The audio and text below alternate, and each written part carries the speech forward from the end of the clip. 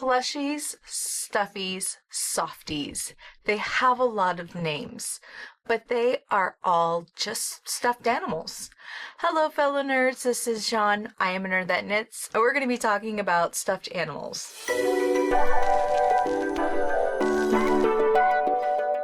I believe I was in middle school when keychains were all the rage, and you would have so many keychains on your backpack. Believe me, it hurt if the backpack hit you. I got hit by my sisters a lot with these backpacks. So I seriously don't know how this trend survived for that long, but it was just the thing that you did, and you had a lot of keychains. Right now, what's happening is that keychains are back, but they're plushies attached to the keychains. A lot softer and safer than the keychains that just have your name on a license plate. Because I just outed myself, you guys know I'm millennial, and I absolutely think those Squishmallows are adorable, and oh, are they trending right now. In fact, I think I've bought a few of them. You know, I've bought them for my children. I think it's just because they're soft, they're squishy, they're cute, and cute things bring joy to a lot of people. I personally cannot resist them. Do I happen to buy them in mass amounts? No, I do not. I do keep my purchasing at a minimum, but you better believe that I bought the one giant Pikachu Squishmallow at Costco a couple of months ago. So why is this kind of a new modern trend? Well, I'm not gonna lie.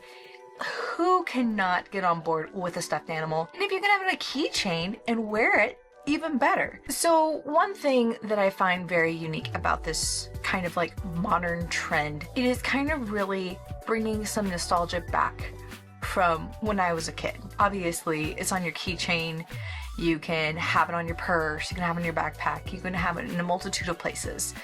But what's really cool is that it takes away the danger of a plastic thing breaking into a million pieces, hurting people. So I love the idea of it being a plushie keychain. So what's really great about this trend is if you're a knitter or you're a crocheter, is you can make your own. And I really encourage you to try to make your own. You don't have to use any particular pattern, or you can kind of go it off the fly.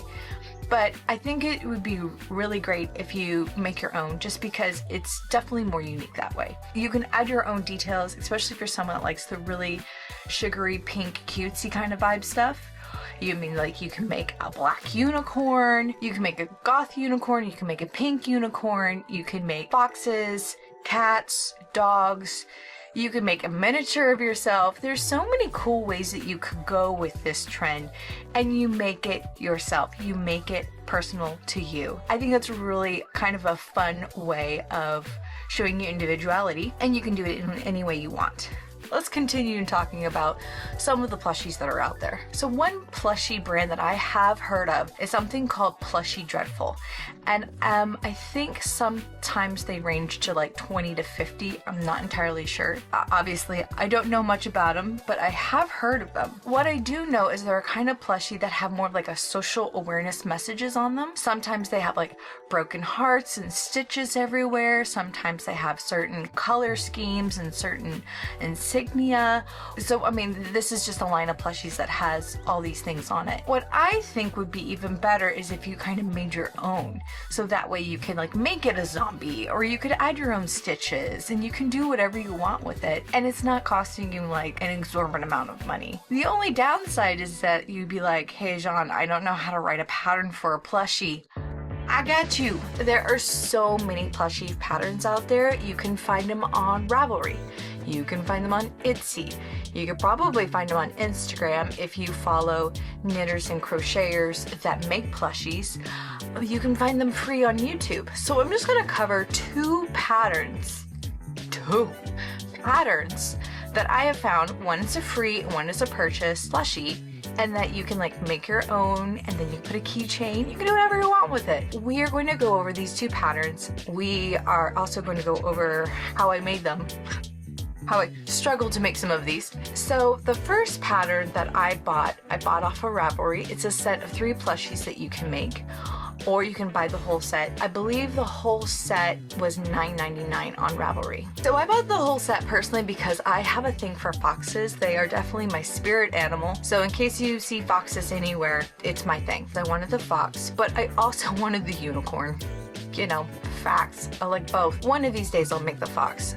I decided to make the unicorn this round. And the free pattern I use is based off of the Hello Kitty character named Cinnamoroll, which is like super insanely cute. Very, very Cinnamoroll. You know what the term Cinnamoroll is? You'll get what I mean by that. Let me explain both. Obviously, Cinnamoroll is a dessert. It's delicious, very sugary sweet.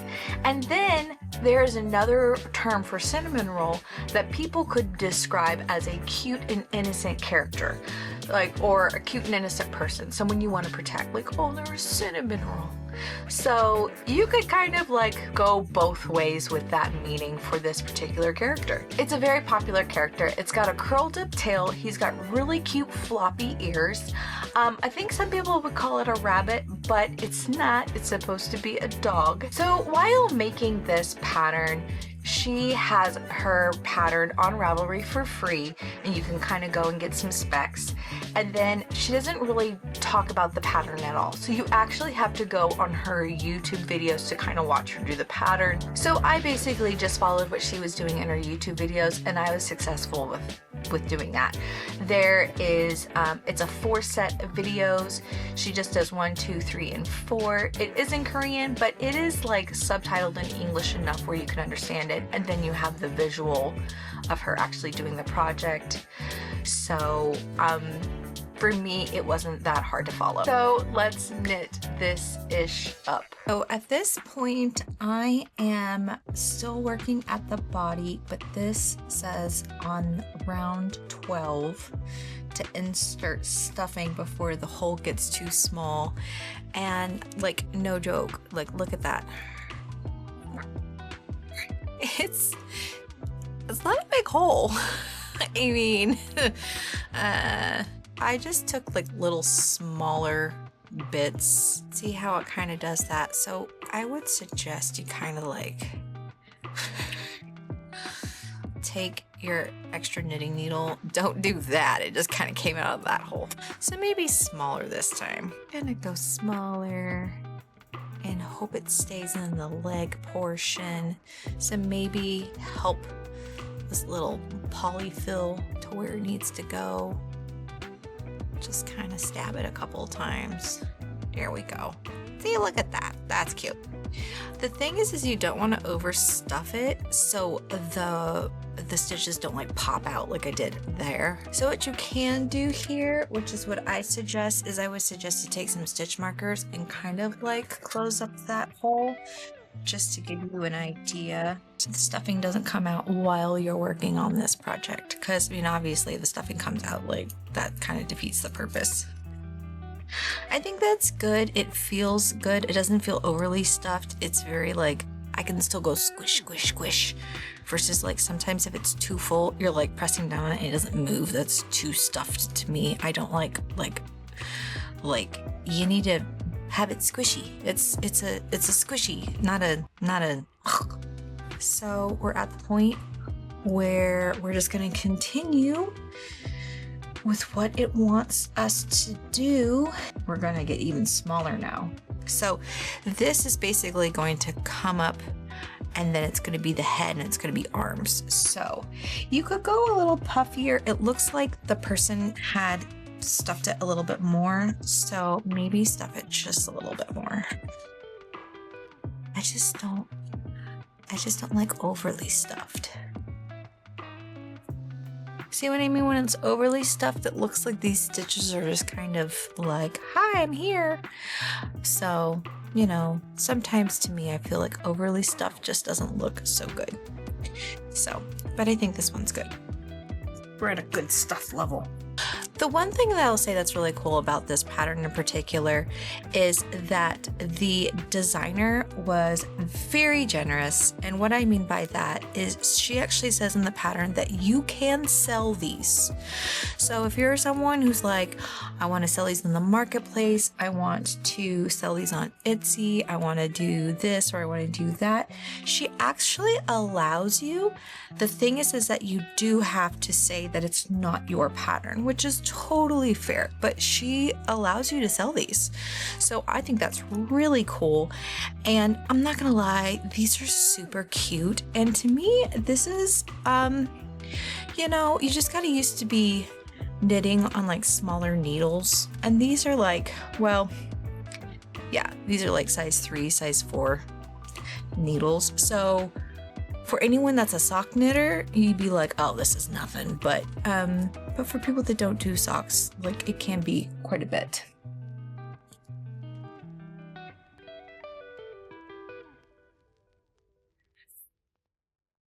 So with these two patterns, obviously they are completely different. Both of them were really nice and gave a tutorial and pictures. They really talked about this is how you should be doing it, this is how you should be putting it together. I did kind of like more of the YouTube video that I got for free as opposed to the kind of like picture tutorial that I got from the other set. Both were very nice, they're very good, they explained very well, at least for me they explained very well. So I'm going to show you how they turned out. And please, mind you, I am not a plushie knitter nor plushie crocheter. I feel that people that make plushies are kind of in a realm of their own. And I've made a couple plushies in the past, but I never like spiraled into it. So it's one of those areas that I'm not like the best at. So there will be mistakes and I'm okay with it. Just realize that I am not perfect. I am most definitely not a perfect knitter. So the first one would be the unicorn, and it's a little interesting looking. So here it is. It's cute. There are some downsides to this. I didn't like the way that the mane kind of turned out, so I kind of like tucked it behind with another piece. But yeah, I mean, does it get like unicorn vibes? Of course it does. Is it like adorably cute as it was in the PDF file that I got? No, but it's still cute. We'll still have this on our backpack, yes, or purse or luggage or whatever, wherever you're gonna plan on putting this. And then basically all I did was I just sewed it on top with a ring, and then I attached it to a keychain. I got this keychain at Michael's. I got the ring at Michael's, and I just kind of tacked it on. It's cute. It will do. So that was the pattern that was purchased. Now the Cinnamoroll pattern is so adorable. I need to make 50 of these, and I'm not joking. Was it a lot to put together? I didn't think it was that bad. I feel like some pieces were harder than other. Obviously, I suffered through the whole leg drama. So let's knit this ish up. So I followed the instructions online for this particular project. This is Cinnamoroll. If you don't know the character, it's Hello Kitty characters. It's super cute. I would say Cinnamoroll's more of a cream color, but I went for the white. And so this supposedly is the body. These are like the feet. This is supposedly going to be its body. We'll see what happens. We'll be putting this together. These supposedly are the ears. This is supposedly the tail, and these are supposedly the arms. So, we will find out when I put it together. If everything is what it says it is. The person that did this pattern is Korean, and their instructions were in Korean, but it was also in English, so it was easy to follow. It's a very unique way of doing a plushie. I've never seen this kind of design before, so we'll see how it goes. And yeah, so we'll be putting this together. I will definitely link what the original designer, so you can like follow it if you like. Once again, this is just another plushie design that is knitted. She has a bunch of plushie designs, it looks like. So if you like this one, I'm sure she's got a bunch of them that you can follow and look at. So she wants you to, because right here on the feet, it's like this is a little higher than this end stitch right here, and then this little area here. So what she wants you to do is kind of whip stitch along this, which I whip stitched, and then she wants you to kind of like pick these stitches up, just these, not like the ones on the end, which is what I did before, and that was wrong. And do it again and make it kind of rounded. So those stitches are like that. And then that way you've got this little bit right here, which is where I messed up because I was like, wait a minute. Okay, so you got this little puckery foot, and then this stitch, she basically just wants you to kind of like do a little whip stitch. Just kind of make it pretty as much as you can. Kind of, for me, it's easier if we kind of flatten it. You can also use a stitch holder to kind of like roll your fingers and flatten if you're like, wow, no can do. My fingers don't work that way. Okie dokie, that looks like a cute little footy to me. Okay, now that we've got that little footy done, so we're gonna do the exact same thing on the other side. So once you get done kind of doing the back, obviously her back is much prettier than mine, but mind you, she's been making stuffies for a while and I've been making stuffies for a hot minute, so please excuse my not as beautiful as hers. So then she took 2 of the yarns and she knotted them together, and then she put them both on a needle and she kind of like pulled it through to the other side. So I'm saying about here. Oh, that's a stab and a pull if you ask me.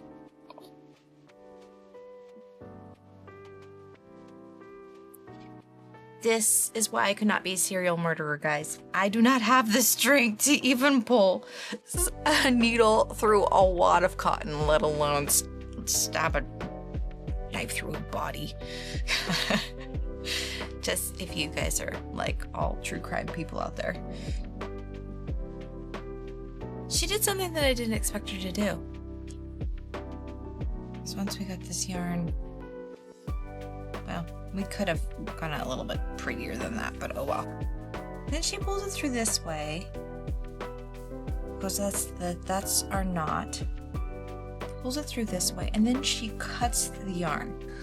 Time to get snatched, time to get snatched. Oh my gosh. Look at that. It's so cute. Okay, so yeah, I think it's looking pretty good. And then she basically had to pull on it, and then you're gonna kind of hold that bad boy down. Once again, I have a problem with using very long yarn. Could probably make these a little shorter, but I don't know. It's just got me triggered. I'd rather just have long tails versus like 2 shorter tails that I can't do anything with. So I think it's just part of what I am. And then look at that. That's just makes it plushy. Okay, so yeah, we're getting there. He's looking more like a character. The feet are not as bad as they were before. I mean, they still look a little derpy, but that's okay. At least they're kind of, you know, we'll work with it. Okay, some things I did off screen is after we kind of like snatch it a little bit in here, a certain shape, we'll leave it at that. And then you kind of pull the yarn, so you kind of make it a little bit like this, and then you tie that in the back, and then you bring that yarn and you bring it and you kind of sew this to make this look a little bit more snatched, but you're kind of sewing it down so it stays like that versus like And then also she has you do is you have some of that yarn extra you bring down and you pull here. So this is a little bit more defined. So yeah, so I would say to me it looks like a mushroom character from Fantasia. If you are old enough to know, or if you've just seen Fantasia recently, I really expect it to go just like I really expected it to start dancing like one of those little mushroom guys. So yes, we are now at the part where we get to put the arms on. So we're graduating. We are systematically like putting this bad boy together. So next up is the arms, and we'll see how cute this ends up being. But I'm very happy that, you know, all this plush that we put in this guy is like, I mean, is I would say he's definitely squishy, but he's definitely a little on the firm side. This one's a little squishier than the head, but yeah. Okay, starting to come together, right? It's gonna fly away with those big floppy ears. Okay, so we're gonna do the tail, and then we're going to assemble it all. And basically the tail is kind of similar to what we've been doing, is that we just kind of sew it together, just kind of the way that she's been doing. So I kind of did this, and then I watched the instructions and I'm like, oh, she like stuffed stuff in here while she was sewing it, but that's not a problem. You can always take a knitting needle and kind of like push all the fluff down. So I don't really think that that's a big deal. So yeah, we're going to stuff this guy and see how she wants us to roll it up, because it is, you know, a cinnamon roll after all. I just kind of like did it like that, and it really helped me stabilize it. She uses wooden pins, and I just don't happen to have wooden pins laying around. I thought that the double point would work, but it's not sharp enough, and I think it's too thick.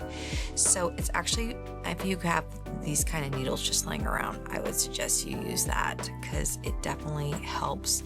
So we're just going to put this one together, and then we're going to put on a keychain, and then voila, we've got another really cute plushie. This yarn I got at Michael's. It was $9.99. It's a merino mix, and it feels really nice. It's up beautifully if you ask me. So I mean, like that, I invested $10 into this project, and this is a free pattern online. So we'll see if I keep this one or my daughter steals it from me. Here it is. I did put a blue bow on it.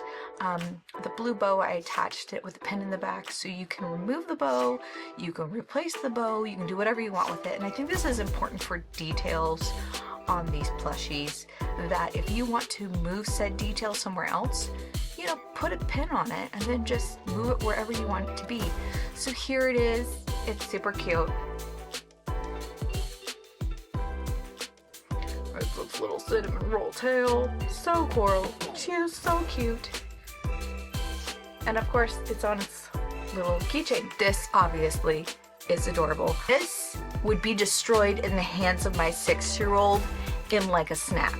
So, and this would probably also be destroyed by the hands of my 6-year-old. I might just give her the unicorn because I'm too attached to the cinnamon roll, as I should be, and I probably will make her one. But isn't that so cute? This was a free pattern. So I'm just saying, like, I think that if you're really interested in these plushie keychains, just make them for yourself. I mean, and you know what? If they're not perfect, then they won't be perfect, and who cares? Like, you can be like, I made this. It's not pretty, but you know, it's pretty enough. Let me tell you how much I struggled through just doing that. My gosh, I tell you. There are some skills that I just need to get better at, and doing face detailing on plushies is one that I need to improve. I didn't have video of that because I was swearing too much, and I think I retried at least 5 to 6 different times. So sometimes those moments just need to be off camera for forever. This is a really cool trend. I encourage you to make your own plushie, or make a plushie that fits the personality of a good friend, of a daughter, of an aunt, of a sister, of a brother, of a husband. Hey, husbands like plushies too. You know, there are so many cool plushies out there. I am sure there are Marvel Universe plushies, or like whatever fits the bill. So I really encourage you to make your own, make it individualized, have fun with it. And as always, you know, happy knitting, happy crocheting, happy crafting. Thank you. As always, please like, comment, and subscribe.